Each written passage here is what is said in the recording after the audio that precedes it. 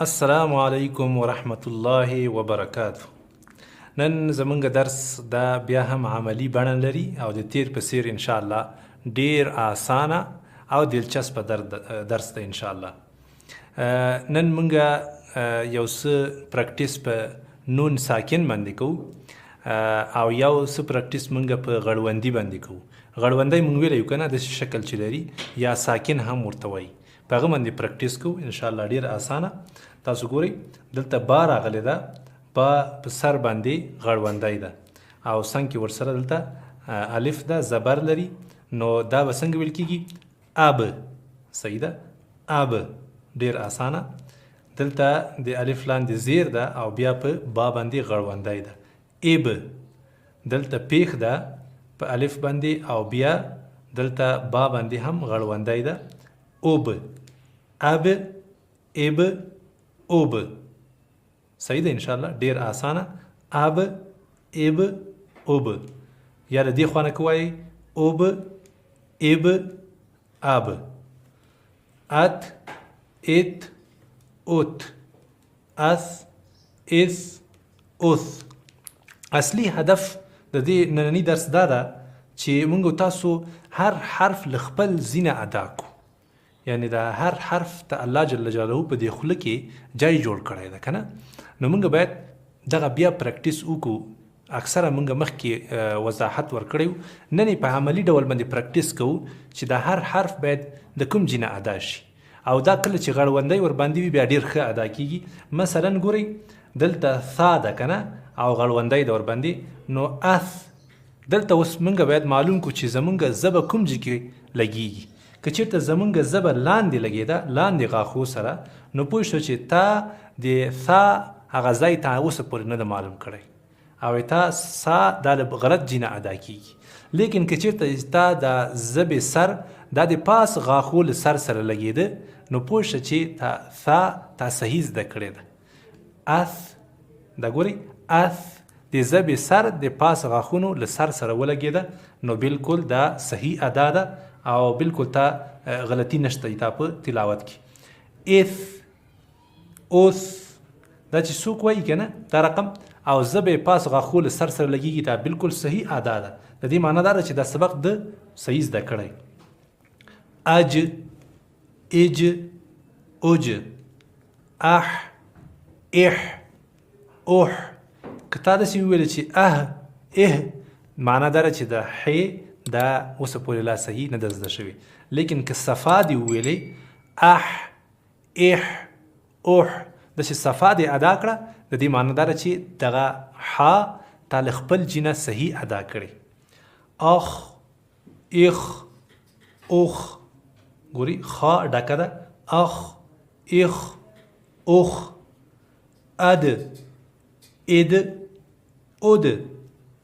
اذ، اذ، اوز. که چېرته بیا هم دلته ستا ژبه د پاس غاښو له سر سره ولګېده، معنا دا ده چې ذال دې له خپل جینه صحیح ادا کړی. لیکن که لاندې غاښو سره ولګېده، معنا دا ده چې اوسه پورې هم ستا ذال کې مشکل شته او تا ذال صحیح نه ده زده کړی. نو که اوس هم څه مشکل پکې لطفا دا اصلاح کړئ. اذ ژبه پاس غاښو له سر سره ولګوئ.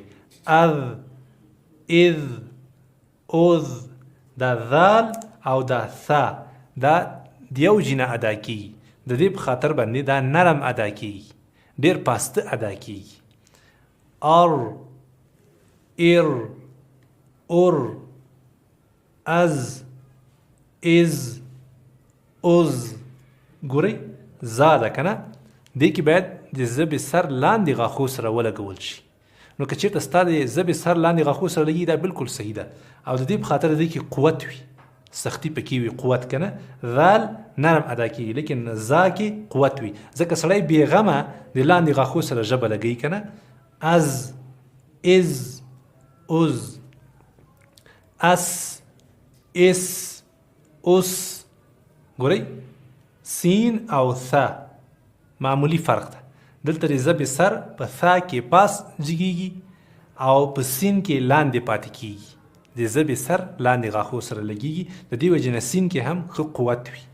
اس، اس، اوس. اش اش اوش اس اس اوس. ګورئ دوستانو فرق د دې او د دې ترمنځ څه ده؟ سین کې مونږ دلته دا باریک وایو اس، او صاد چونکې غټو حروفونه ده هغه حروف چې ډک ویل کېږي نو دا مونږ ډبل وایو، بولډ وایو.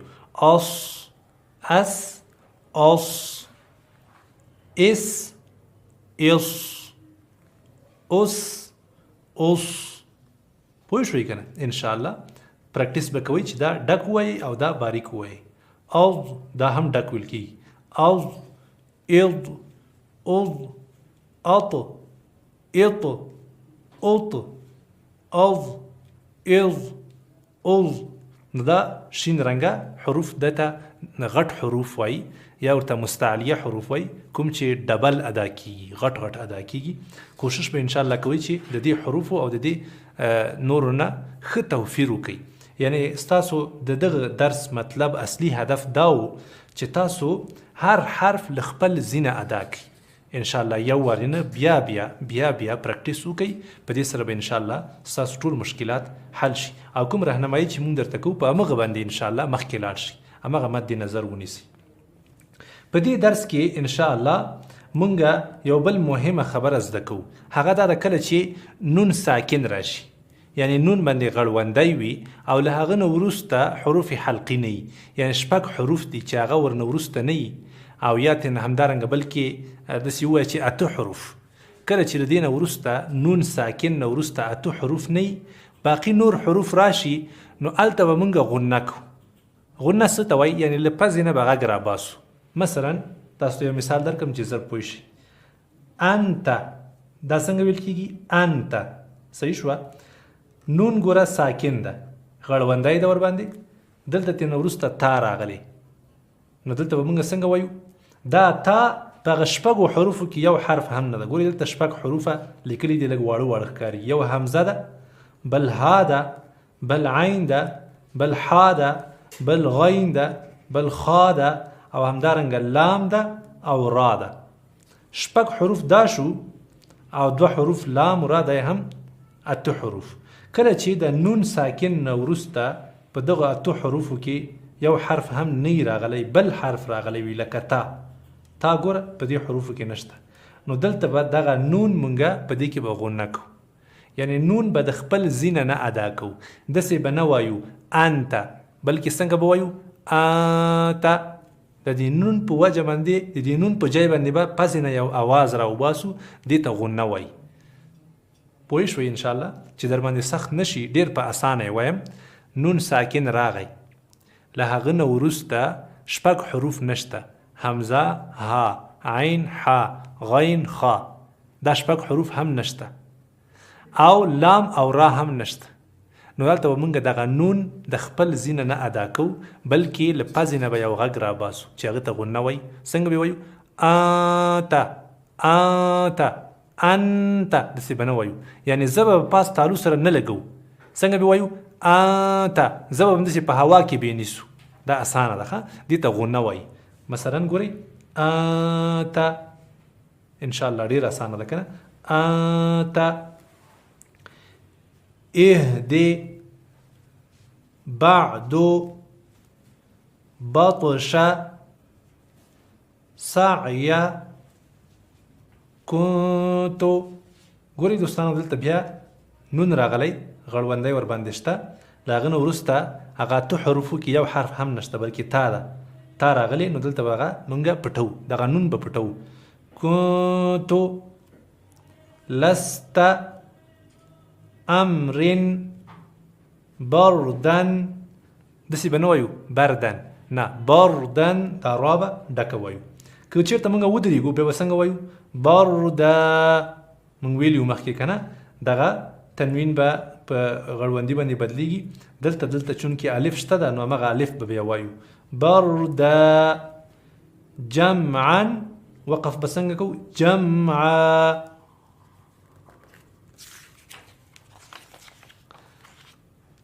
حبل حبل.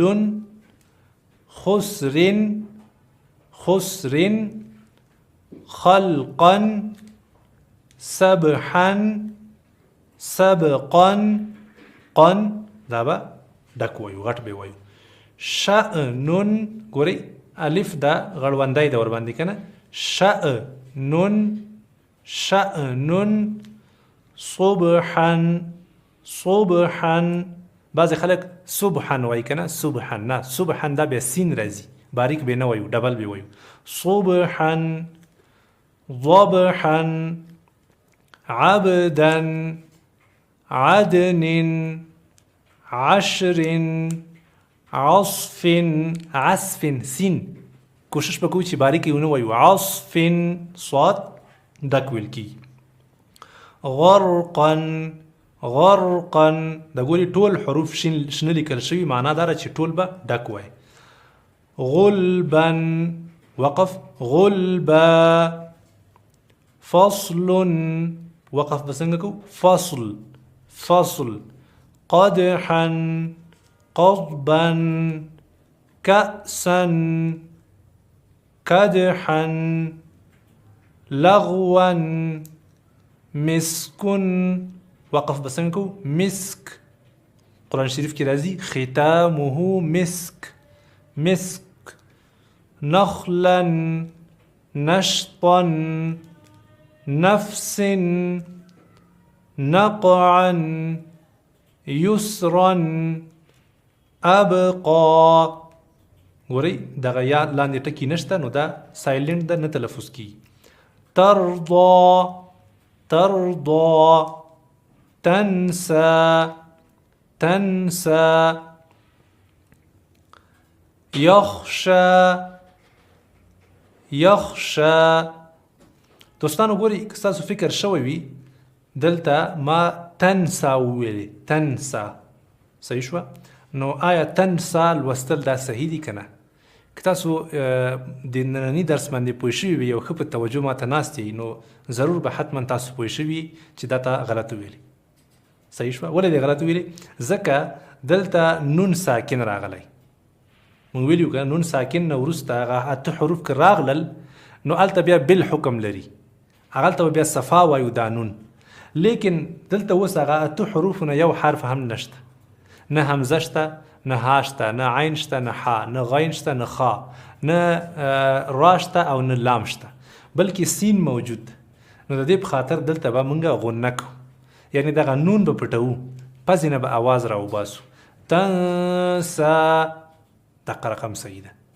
پوه شوئ انشاءالله تنسا دا صحیح نه دي ځکه دا نون باید موږ پټ کړو اواز راوباسو غنه وکړو تنسا تنسى يخشى يخشى يسعى يتلو يدعو تجري يهدي يهدي يغني ألقت أمهل اقرأ اقرأ فرغب فانصب دوستانو ګورئ متوجه شئ فانصب ما وویلې آیا فانصب دا صحیح ده که فانصب تاسو به الحمدلله پوه شوي چې فانصب صحیح ده ولې موږ یو اواز د نون په ځای باندې راوړو ځکه یو اواز راوړو چې دلته نون نه وروسته هغه 8 حروفو کې کوم حرف نه ده راغلی بلکې نور حروف راغلي او هغه چې د صاد ده صاد په هغه نور ټولو حروفو کې راځي که نه نو صاد چې کله راغی نو موږ دلته دغه نون پټ اخفا مو وکړه دې ته د نون پټولو ته اخفا وایي او د پزې نه چې اواز راوځي دې ته غنه وایي فانصب دغه زه به پاس بیخي نه لګو بعضې خلک غلطي کوي فانصب داسې وایي نه فانصب دا زه به بیخي منځ کې نیسو د خولې منځ کې به نیسو فانصب وانحر وانحر دلته مې ونحر ولې وویلې دوستانو ګورئ وانحر که څوک وایي دا غلط ولې غلط ته ځکه چې نون نه وروسته هغه 6 حروفو کې یو حرف راغی هغه کې ح وه که نه په هغه کې ح موجوده وه نو ح چې راشي معنا دا ده چې دلته به هغه نون صفا وایي واضحه به یې وایي دې ته اظهار وایي، واضحه به وایي. وانحر، اخرج، ارسل، اغطش، غین طا ډک به وایي، اغطش، افلح، اکرم، الهم، انشر. ګورئ دوستانو، انشر نون مې بیخي ونه ویلې، نون پاس جینه ادا کیږي که نه، زه به چې پاس ویسې ما بیخي پاس زه به ویې نه وړم، داسې په هوا کې مې پرېښوده. انشر فقط یو اواز مې له پزې راوویست، دې ته وایي اخفا. انشر ولې مې دا کار وکړه؟ ځکه نون ساکن ده، د هغه نه وروسته شین راغلی، شین په هغه اته حروفو کې نشته. انقض، ګورئ قاف نون نه وروسته راغلی، قاف هم هغه اته حروفو کې نشته. انقض، دمدم، عسعس، اعبد، نعبد، يخرج، يحسب، يشرب، يشهد، ترهق، تعرف، اقسم، يبدئ، ينفخ، ينقلب. ګورئ دوستانو، ينقلب، ينفخ خیر هم ده کنه انشاءالله متوجه یې. ولې زه دلته نون نه وایم؟ ځکه نون نه وروسته هغه اته حروفو کې دا قاف نشته، فا هم نشته او دلته دا قاف هم نشته، نو د دې وجې نه زه نون پټوم. ينفخ، ينقلب، يوسوس، ثقلت، حشرت، سطحت، كشطت، نشرت، نصبت، أثرنا، وسطنا، فرغت، تأتون، يسقون، يفعلون، يعملون، يعلمون، يضحكون. ګورئ دوستانو، د دې هر یو په آخر کې نون، نون زبر نه، نون پاس زبر ده، دلته هم زبر ده، دلته هم زبر ده. دا ټول هر وخت کې چې مونږه په دې باندې ودرېږو، وقف کوو، نو د دې معنی دا ده چې آخر حرف باندې به سکون راوړو، غړوندی. ګورئ، تأتون، يسقون، يفعلون، يعملون، يعلمون، يضحكون. په دې ترتیب باندې دا ټول درس انشاءالله قیاس کیږي. يكسبون، وقف، يكسبون، يدخلون، يدخلون، ينظرون، ينظرون. دوستانو په آخره کې متوجه شئ، نون ساکن راغلی، وروسته ترې نه ضا ده، ضا هم په هغه اته حروفو کې نشته، نو د دې وجې نه مونږ دغه نون پټوو او غون نه کوو. ينظرون. الله دې وکړي چې تاسو ته به دا درس اسانه شوی وي او انشاءالله پوه شوي به وئ، سر به په خلاص شوی وي. ډېر اسانه ده الحمدلله. الله جل جلاله خپله وعده رښتینې کړې، وایي ما دا قرآن اسانه کړی، واقعا چې ډېر اسانه ده. انشاءالله لږ توجه مو غواړم، کوشش وکړئ چې انشاءالله یو وارې نه، دوه وارې نه، څو وارې انشاءالله دا بیا تکرار کوي، ریوایز یې کوي. انشاءالله الله جل جلاله به توفیق درکوي او په ډېر اسانۍ سره به انشاءالله موږ تاسو قرآن شریف زده کوو. الله مو مل شه. السلام علیکم ورحمة الله وبرکاته.